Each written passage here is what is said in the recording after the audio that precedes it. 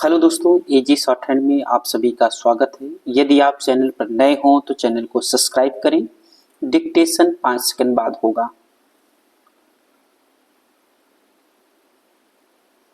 Ready, start. महोदय,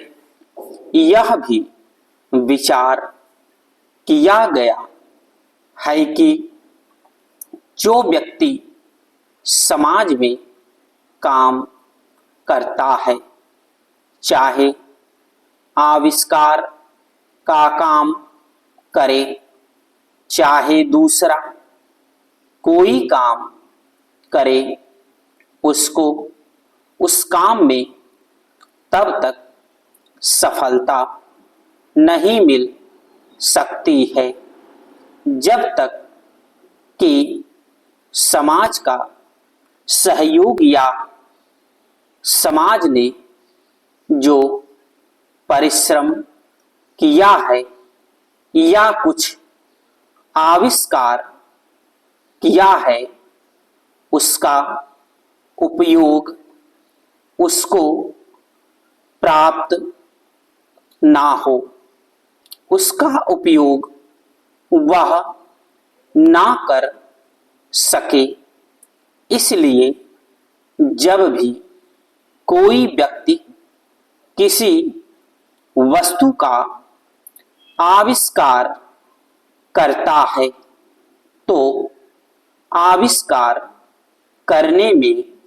ना केवल उसका अपना परिश्रम रहता है, लेकिन साथ ही साथ समाज ने जो काम किया होता है, चाहे विज्ञान के क्षेत्र में या प्रौद्योगिकी के क्षेत्र में या किसी अन्य क्षेत्र में, उस सब से भी वह लाभान्वित होता है। इसलिए जब हम किसी आविष्कार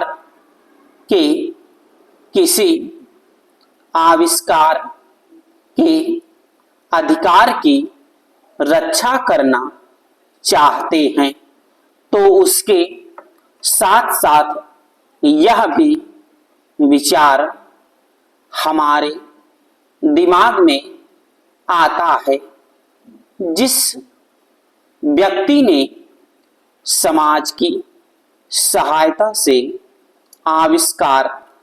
किया है, उस समाज को भी उसका फल अधिक से अधिक मिलना चाहिए। माननीय मंत्री जी ने भी कहा है कि पेटेंट लॉ इस सिद्धांत पर आधारित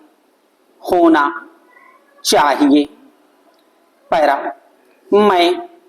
समझता हूं कि पेटेंट लॉ के पीछे दो सिद्धांत निश्चित हैं। पहला सिद्धांत तो यह है कि जो व्यक्ति परिश्रम करके धन लगाकर अपना दिमाग लगा करके किसी वस्तु का आविष्कार करता है, उसके तथा अपने परिवार के लोगों के अधिकारों की जहां रक्षा होनी चाहिए, उसके साथ ही साथ जैसा मैंने अभी कहा है, कोई व्यक्ति समाज में व्यर्थ में काम नहीं करता है, वरन पिछले समाज के लोगों ने जो जो काम किए होते हैं, चाहे विज्ञान के क्षेत्र में या प्रौद्योगिकी के क्षेत्र में या किसी अन्य क्षेत्र में, और जिसके आधार पर वह कोई आविष्कार करता है, उसको उसका प्रतिफल तो मिले, लेकिन जो परिणाम हो उसका प्रतिफल समाज को भी मिलना चाहिए। मंत्री महोदय ने कहा है कि जो यह सिद्धांत है वह भी इस